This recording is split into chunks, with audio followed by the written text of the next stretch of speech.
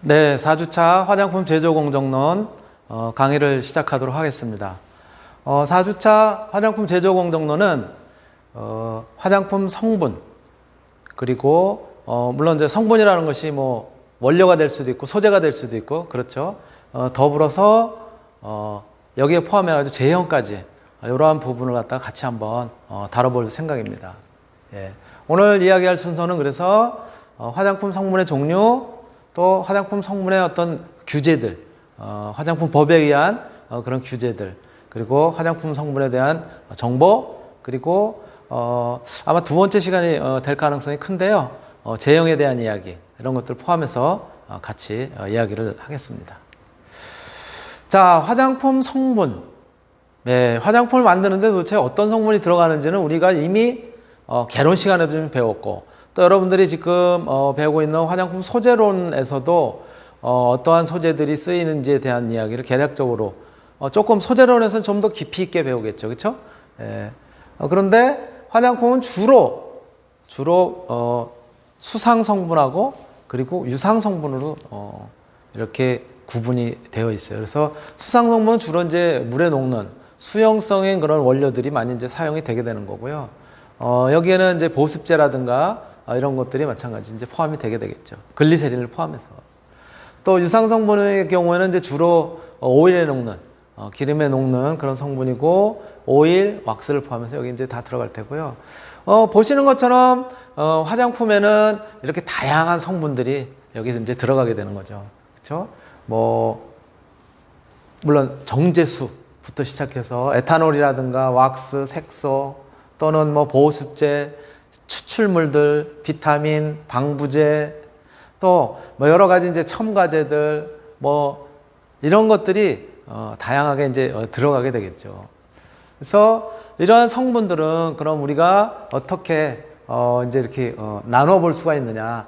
그래서 화장품 원료의 기능별 분류를 갖다 이제 한번 해보면 첫 번째로 크게 분류를 하면 조금 전에 말씀드렸던 것처럼 수성 원료, 그 다음에 유성 원료 이렇게 이야기를 할 수가 있죠. 수성 원료는 물이라든가 또는 물에 녹는 그러한 이제 원료들 이런 것들을 포함하고 있고요. 글리세린뿐만이 아니라 여기에는 이제 점도를 갖다 높여주는 점증제라든가 이런 것들도 다 그 수성 원료가 되는 것이죠. 또 유성 원료의 경우에는 이제 주로 이제 기름에 녹는 또는 이제 오일상의 그런 원료가 되고요. 그래서 오일 및 왁스류가 이제 여기에 포함됐고요. 고급 탄화수소류들 마찬가지 여기 이제 포함이 되겠죠. 요거를 조금 더 이제 세분화하면 굉장히 다양한 요소들로 이렇게 이제 표현을 할 수가 있습니다. 여러분들이 기초 화장품 개발 및 제조 실험 이런 데에서도 굉장히 다양한 성분들이 들어가잖아요. 다양한 그런 이제 원료들이 들어간단 말이에요. 첫 번째가 이제 용매. 우리가 보통 희석제라고도 표현하는 가장 일반적으로 쓰이는 것이 이제 정제수가 될 테고, 그리고 뭐 에탄올도 부분적으로 이제 사용이 되는 거죠. 그리고 오일류들, 유연제라든가 식물류, 액체류와 같은 이제 오일류들이 쓰이고, 그 다음에 왁스류도 고형 성분의 왁스류 또는 유연제 이런 것들이 쓰이게 될 테고요. 그리고 역시 이제 화장품은 우리가 크게 봤을 때, 그렇죠?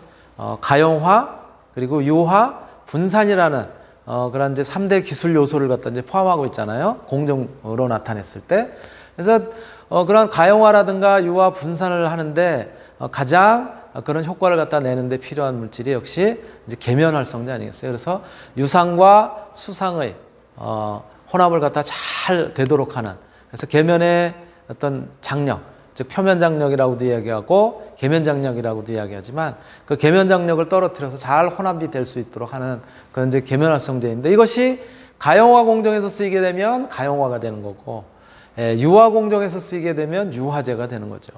그리고 더불어서 분산 공정에 쓰이면 분산제, 세정에 쓰게 되면 세정제, 뭐 이런 식으로 이제 표현을 하게 되는 거죠. 그다음에 다섯 번째 이제 보습제들이 많이 사용이 되죠. 글리세린을 포함해서, 그렇죠? 히알루론산 나트륨이라든가 이런 것들이 다 이제 보습 용도의 원료로 이제 쓰이게 되죠.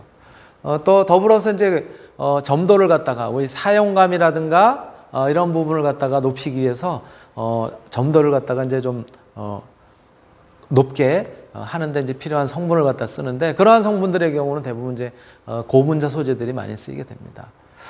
또한 이제 특히 색조 화장품인 경우, 분산을 포함하는 색조 화장품인 경우에는 이제 색소들이 들어가게 되는 거죠. 그래서 여기에는 안료가 쓰이기도 하고, 또는 경우에 따라서는 색소들, 다양한 색소들, 염료들, 이런 것들이 이제 쓰이게 되는 거죠. 그리고 여덟 번째는 이제 방부제, 이런 것들이 첨가가 되고, 그렇죠? 화장품은 거기에 어떤 미생물의 먹이가 될 수 있는 그런 영양분들이 잔뜩 포함이 되어 있으니까, 특히 유상 성분 같은 경우는 이제 더 그런 거겠죠. 그러다 보니까는 미생물의 번식을 갖다가 방지하기 위해서 방부제 같은 경우도 여기 이제 쓰인단 말이에요. 또 우리가 화장품을 고를 때 제일 먼저 사용감과 그 다음에 향을 갖다 맡아보잖아요. 어떤 감성적인 요소로서 향을 갖다 첨가를 하게 되는데, 이제 향료도 마찬가지 중요한 요소이고요. 기타 이제 들어가는 것들이 화장품의 물성을 갖다 조금 더 안정적으로, 그리고 어떤 효과를 갖다가 조금 더 극대화시키기 위해서 쓰이는 것들이 pH 조정제라든가 안정제, 그 다음에 안정성을 갖다 유지하는 데 필요한 산화방지제, 이런 것들이 들어가고, 조금은 이제 기능성인 유효 성분들이 이제 추가적으로 더 들어가게 되는데, 기능성 성분이 미백, 주름 개선 혹은 자외선 차단을 목적으로 하는 그런 이제 기능성 성분들이 들어가기도 하고요. 또는 이제 결점을 갖다 은폐하는 컨실러라든가 이런 류의 그 성분들, 그런 역할을 하는 그런 재료들도 들어가죠. 또 동식물 추출물들을 갖다가 포함함으로써 산화 방지뿐만이 아니라 항산화제 또는 노화 방지, 이런 역할을 할 수 있는 그런 소재들도 들어가게 되고요. 기타 이제 영양을 공급하기 위해서 아미노산이라든가 비타민이라든가 이런 류들, 그리고 색조 화장품류에 이제 들어가는 것들이 이제 고용 성분인 무기 또는 유기계 어떤 이제 베이스들, 입자들, 유기화합물들, 이런 것들이 마찬가지로 이제 포함이 되게 되는 거죠. 그래서 굉장히 화장품에는 적게는 20종, 많게는 50종에서 7, 80종까지 하나의 제품에 포함이 되어 있는 그런 형태를 갖다 요즘 볼 수가 있습니다. 바로 이러한 화장품의 성분은 그러면 아무거나 막 집어넣으면 되느냐? 그런 거는 아니고요. 화장품 원료를 갖다 규제를 하고 있어요. 우리는 화장품법상에서. 그래서 화장품 원료 사용에 대한 그런 이제 규제는 우리나라의 경우에는 이제 네거티브 리스트 제도를 갖다 도입하고 있어요. 요런 거는 사용해서는 안 된다. 라고 하는 것만 사용하지 않으면 돼요. 나머지는 얘기를 안 했기 때문에 아무거나 다 쓸 수 있어요. 그래서 네거티브라고 하는 거는 이제 그런 거고요. 그 다음에 저게 이제 네거티브가 아니라 포지티브 제도를 시행하는 경우도 있어요. 포지티브 제도의 경우에는 뭐냐면은, 즉, 요거만 사용해라. 사용하는 그런 물질을 갖다 정해 주는 거예요. 그래서 그렇게 사용할 수 있는 물질 이외에는 사용하면 안 되는 그런 유형인 것이죠. 그래서 요거는 이제 이렇게 네거티브 제도는 지금 현재는 2013년 이후에 쭉 네거티브 그런 어떤 방법을 활용을 해서 그래서 이제 쓰이고 있고요. 또한 화장품의 배합 금지라든가 사용 제한 원료들, 이런 것들이 지정이 되어 있기도 합니다. 그래서 화장품 안전 기준 등에 관한 규정으로 2013년에 법이 개정이 된 그런 내용에 보면 사용할 수 없는 원료가 있고요. 또 사용상 제한이 필요한 원료. 사용할 수 없는 원료는 어떤 것들이냐면 이런 것들이에요. 멸종위기종의 동물들의 어떤 무엇을 갖다가 쓴다라든가, 예를 들어서 코뿔소의 뼈를 갖다가 어떻게 해가지고 쓴다든가, 호랑이 뭐를 갖다가 어떻게 해서 쓴다. 이게 불가능합니다. 사용할 수 없어요. 또 지금 이제 과거에는 일부 사용했었던 적이 있었지만은 사람의 태반 추출물 같은 경우 지금 쓸 수가 없어요. 그래서 그렇게 사용할 수 없는 원료가 이렇게 지정이 되어 있는가 하면 사용상 제한이 필요한 그런 원료도 있어요. 이런 것들로는 이제 살균 보존제 같은 경우, 우리 가습기 살균제로 문제가 됐었던 것들 있잖아요. 그러한 살균 보존제 성분이라든가 또는 자외선 차단 성분 중에서도 일부 그런 원료들은 그 사용을 갖다 제한하는 함량을 어느 정도까지 써라. 그 이상은 쓸 수 없다. 이렇게 제한하는 그런 이제 원료들이 있고요. 또 이제 그 이외에도 여러 가지 제약적인 조건이 달려 있는 그런 원료들이 있습니다. 또 화장품 색소의 종류와 기준 및 시험 방법에 관한 그런 항목에서도 마찬가지 쓸 수 없는 것 또는 주로 이제 쓰게 되는 그런 원료들이 지정이 되어 있어요. 그래서 화장품의 타르 색소는 56종으로 한정이 되어 있고요. 예. 그리고 그 이외의 색소는 한 45종 정도로 이렇게 정해져 있어요. 여기서는 포지티브예요. 그러니까 요것만 쓰시오. 요거 이외에는 쓰면 안 됩니다라고. 그러니까 모든 것이 화장품 원료가 다 네거티브 규제는 아니라는 거예요. 요거 빼놓고는 모두 쓸 수 있습니다. 로 기본적으로 되어 있지만 그 항목에 따라서는 예, 이렇게 쓸 수 있는 그런 원료들, 예, 재료들 이런 것들을 정해놓은 그런 부분들이 있고요. 화장품에 사용된 네. 지은이. 네. 지은이가 지금은 내가 가서 해줄 수가 없어요. 여기 끝나고 입장을 허락하도록 할게요. 네. 그리고 화장품 사용 중인 그런 원료 등에 대해서 위의 요소를 평가하도록 되어 있는데 화장품법 시행 규칙에 따르면은 여기 화장품 안전성 정보 관리 규정에 의해서 바로 화장품에 사용 중인 원료에 대해서 위해성을 갖다 평가하도록 그렇게 되어 있습니다. 그래서 그러한 요소들이 있다는 점이 조금 이제 다른 점이고요.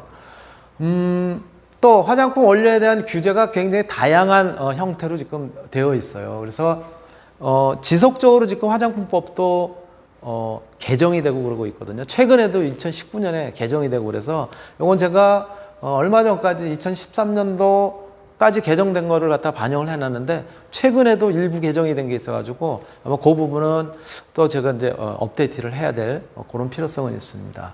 그래서 아까 말씀드렸던 것처럼 화장품의 취급 분야에 있어서는 화장품의 제조 등에 사용할 수 없는 원료 이런 것들도 지정이 되어 있고요. 살균 보존제, 색소, 자외선 차단제 이런 것들은 제한이 필요한 거고 아까 조금 전에 이제 얘기를 했었던 거죠. 그 다음에 국내외에서 유해 물질이 포함되어 있는 것으로 알려져 있는 거 그리고 국민 보건상 위해 우려가 있는 그런 화장품 원료들 이런 것들도 마찬가지로 신속하게 그 식약처에서 평가를 해가지고 이런 거는 사용을 제한한다 혹은 쓸 수 없다 이런 것들을 갖다 지속적으로 어떤 고시를 갖다가 통해서 그래서 이제 알리도록 그렇게 되어 있습니다. 그래서 4번 항목이라든가 그래서 화장품 제조에 사용할 수 없는 원료라든가 또는 유통 화장품 여기 지금 잘못 썼네. 오타가 났네. 유통 화장품인데 유통 화장품 안전관리 기준이라든가 이런 것들에 맞게 어떤 원료들이라든가 사용하는 것들이 제한이 되어 있고요. 또 위해성 평가도 마찬가지로 이제 하게 됩니다. 원료들도. 그래서 식약처장이 화장품의 제조 등에 사용할 수 없는 원료를 갖다가 이제 정자가 빠졌네요. 예, 지정을 하게 되어 있고요. 위해 요소의 인체 노출을 갖다 이제 정하게 되고 또 마찬가지로 위해 요소가 인체에 노출된 경우에 1호부터 이제 3호까지 결과를 종합해서 고시해야 되는. 예. 그 위해 요소가 무엇인지에 대한 것도 구체적으로 고시를 해야 될 그런 이제 필요성이 있습니다. 그래서 살균 보존제, 색소, 자외선 차단제 같은 경우는 이제 여기 속하는 거고요. 식약처장이 유해 물질로 이제 지정이 되어 있는 이런 것들을 갖다가 어떤 것은 사용할 수 있고 어떤 것은 사용에 제한이 필요한지들도 마찬가지로 이제 규제가 되어 있고요. 예. 또 화장품을 이제 내가 화장품에 쓰는 새로운 원료를 개발을 했어요. 그렇게 새롭게 개발한 경우에는 예, 개발한 원료를 갖다 등재를 하기 위해서 심사를 하게 됩니다. 조금 아까 말씀드렸던 것처럼 예, 그런 이제 심사를 갖다 필요로 해요. 그래서 새로운 원료의 경우에는 규격 그리고 안전성 심사를 위해서 제출해야 되는 서류들이 있어요. 그 서류가 여기 이제 보시는 것처럼 원료 규격에 관한 검토 자료들 또 안전성에 관해서 뭐 쭉 가나 다라 마바 사아 해가지고 독성 시험, 피부 자극 시험, 또 점막 자극 시험, 피부 감작성, 광독성, 인체 첩보 시험 등등의 이런 것들을 다 통과해야 그래야 새로운 원료로 인정을 받을 수가 있어요. 특히 기능성 화장품인 경우에 예를 들어서 미백이라든가 또 주름 개선이라든가 또는 자외선 차단제 같은 경우는 그러기 때문에 이러한 모든 심사 과정을 통과해야 비로소 기능성 원료를 등재할 수 있기 때문에 이 기능성 원료로서 바로 이렇게 등재를 해서 인정을 받는 경우를 갖다가 인정형 원료라고 얘기합니다. 예.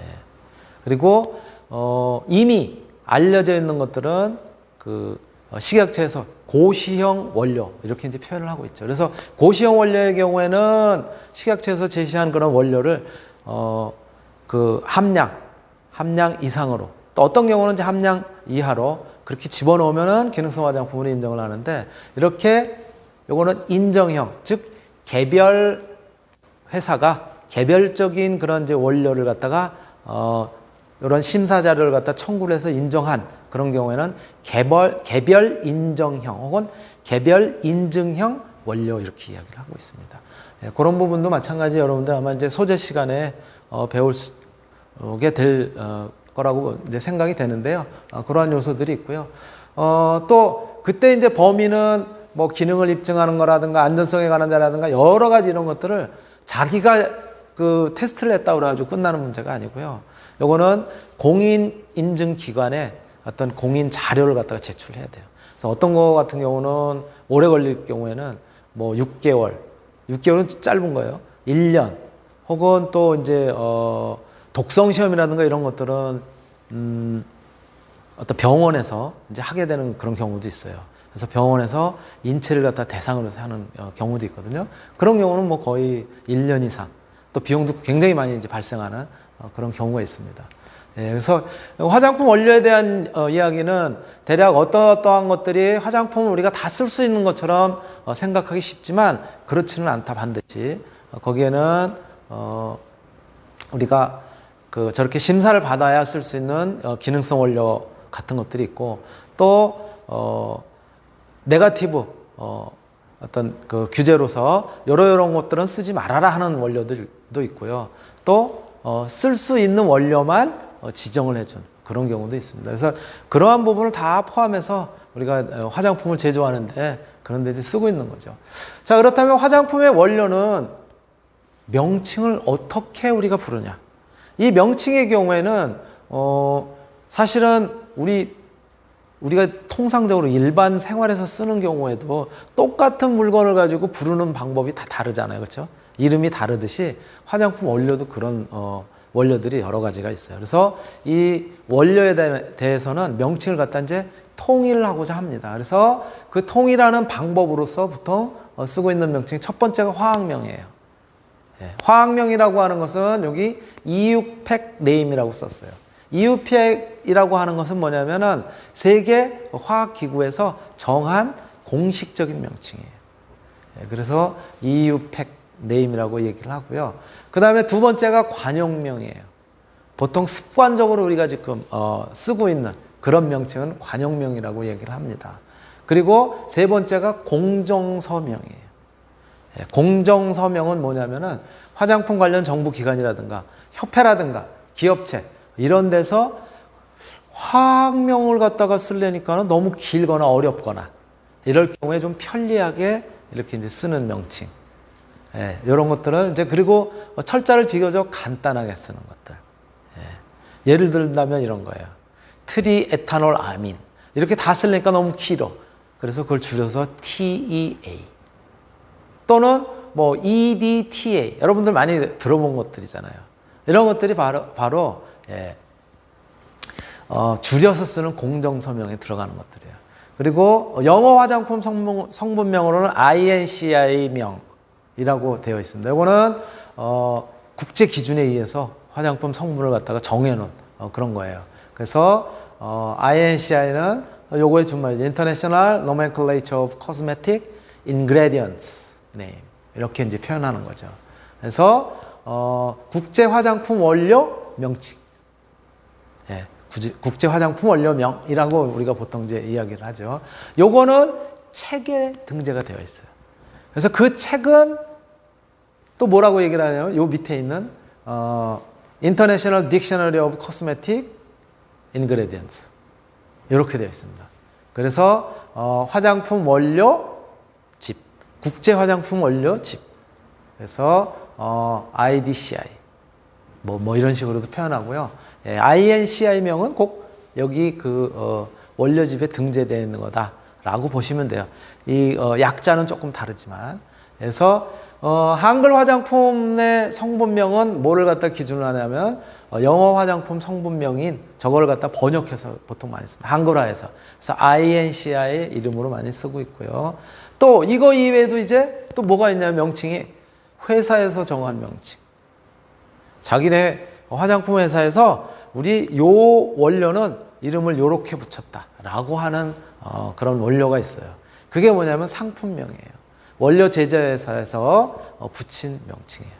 그 대표적인 것이 여러분들이 몇 번 들었었던 적도 있겠지만 트윈 80, 트윈 60 이런 계면활성제들이에요. 이런 것들은 회사에서 붙인 이름이에요. 그래서 그런 것들이 있다라고 하는 얘기를 하고요. 바로 조금 전에 말씀을 드렸었던 화장품 원료 명칭을 갖다가 수록해 놓은 사전이 저렇게 두툼한 책으로 굉장히 두꺼운 책으로 뭐 10권, 20권 이렇게 한 질로 되어 있습니다. 시리즈로. 그래서 그 책을 갖다 제가 한번 카피를 해봤고요. 우리나라의 경우 화장품 원료의 명칭은 바로 이 사이트에 들어가면은 식약처 혹은 화장품 협회 이런 사이트에 들어가면 여기에 에서 화장품 원료를 갖다가 검색을 할 수 있도록 되어 있어요. 그래서 그렇게 검색을 하실 수가 있고요. 이 사이트에 들어가시면 그리고 화장품 원료 통합 정보 시스템이라고 하는 것도 있으니까는 여기에 들어가서도 마찬가지로 여러분들이 검색을 해서 그래서 어떤 원료 그 원료의 기능이 무엇인지 또는 그 원료의 원래 화학명은 무엇인지 또는 국제 화장품 원료집에 등재되어 있는 이름이 무엇인지 이런 것들을 갖다가 여기서 전부 검색을 해서 그래서 살펴볼 수가 있습니다. 네. 그리고 화장품 전 성분제가 이제 우리나라에 도입이 돼가지고 그래가지고 이제 지금 모든 화장품에 사용된 원료들은 다 거기에 사용된 원료를 다 표기하도록 되어 있죠. 그래서 지금 이제 표기를 원칙으로 하고 있기 때문에 우리 그렇게 되어 있고요. 2008년 10월 18일 이후에 전면 시행이 되고 있죠. 그래서 우리나라에 수입이 되든 혹은 국내에서 판매를 하고 국내에서 생산을 해서 판매를 하든 다 화장품에 들어가 있는 그런 성분들은 전부 기재를 하도록 되어 있습니다. 그래서 이것도 마찬가지 화장품법에 표현이 되어 있어요. 2장에 화장품의 취급 그리고 그 다음에 표시광고 취급 여기에 화장품의 기재사항에 반드시 쓰도록 되어 있어요. 여기 잠깐만 읽어보시면 화장품의 1차 포장 또는 2차 포장에는 다음 각호의 사항을 반드시 기재 표시해야 된다. 첫 번째 화장품 명칭이에요. 화장품의 이거 무슨 제품의 명칭이 뭐냐 이거 반드시 써야 되겠지만 제조업자, 제조 판매업자, 상호 주소 이런 거 써야 되지만 해당 화장품 제조에 사용된 모든 성분 3번이에요. 요게 소위 얘기하는 전 성분인 것이죠. 인체에 무해한 소량 함유 성분 같은 경우는 이런 것들은 이제 총리령으로 이러한 것들은 굳이 기록할 필요가 없다라고 하는 거 빼놓고는 다 써야 돼요. 내용물의 중량, 제조번호, 사용기한, 개봉 후 사용기한 이런 것들도 돼 있고요. 가격도 반드시 써야 됩니다. 기능성 화장품의 경우 기능성 화장품이라는 그런 표현을 갖다 반드시 거기다가 이제 써야 될 거고요. 그 밑에는 이 화장품 사용 시의 주의사항 표현을 해야 됩니다. 그리고 그 밖에 총리령으로 정하는 그런 내용들도 전부 여기에는 기록을 하도록 그렇게 되어 있습니다. 그래서 화장품은 우리가 이제 전 성분을 갖다 표기하도록 그렇게 바뀌었다라고 하는 얘기를 갖다가 이제 할 수 있고요.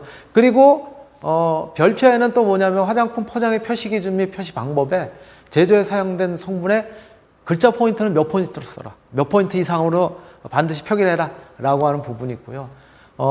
사용된 함량은 아무거나 막 이렇게 순서 없이 이렇게 쓰는 것이 아니라, 거기에 제일 많이 사용된, 녀석들. 함량이 제일 많이, 들어가 있는 것부터 차례대로 기록을 하도록 그렇게 이제 표현을 하고요.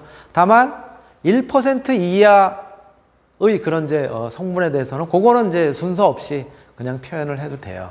예를 들자면 이제 향료라든가 또는 착색제 이런 거는 순서가 없도록 표기를 할 수 있지만은 여기에 들어가 있는 성분들은 아까도 말씀드렸던 것처럼 다 모든 것을 갖다 다 기재를 해야 됩니다. 예. 혼합 원료 같은 경우는 혼합된 개별 성분 다 써야 됩니다. 복잡하죠. 그러다 보니까 최근에는 추출물 같은 경우가 이것저것 다 쓰게 되는 거예요. 여러분들 아까도 발표가 있었지만은 기초화장품 개발 및 제조 실험에서 우리가 이제 시판되는 제품 같은 거 참고를 하잖아요. 거기도 보면 웬 추출물들이 다 이렇게 들어가 있는지. 사실은 무슨 추출물 해가지고 그냥 하나만 넣으면 될 건데도 불구하고 거기에 여러 가지 추출물들을 갖다 조금씩 다 넣었으면 다 써야 되는 거예요. 이런 이제 단점이 있다는 거죠. 착향제는 다만 그 명칭을 구체적으로 쓰지 않고 향료 이런 식으로 이제 표시를 할 수도 있다라고 이제 되어 있고요. 다만 식약처장이 지정한 착향제 중에서 요 향료 중에서 알레르기 유발 물질 요런 경우에는 해당 성분을 반드시 기재하고 표기하도록 그렇게 되어 있습니다. 이런 부분들이 우리가 화장품에 들어가는 원료 또 그 원료들은 어떤 것들을 써야 되는지 그리고 걔네들은 전성분으로 어떻게 표기가 돼야 되는지 그런 부분들이 우리 화장품법에 전부 제시가 되어 있고요. 우선 오늘은 화장품 원료 소재에 대한 이야기를 하는데 그 중에 1교시는 이 정도까지 하고 잠시 쉬도록 하겠습니다. 네, 마치도록 하겠습니다. 1교시.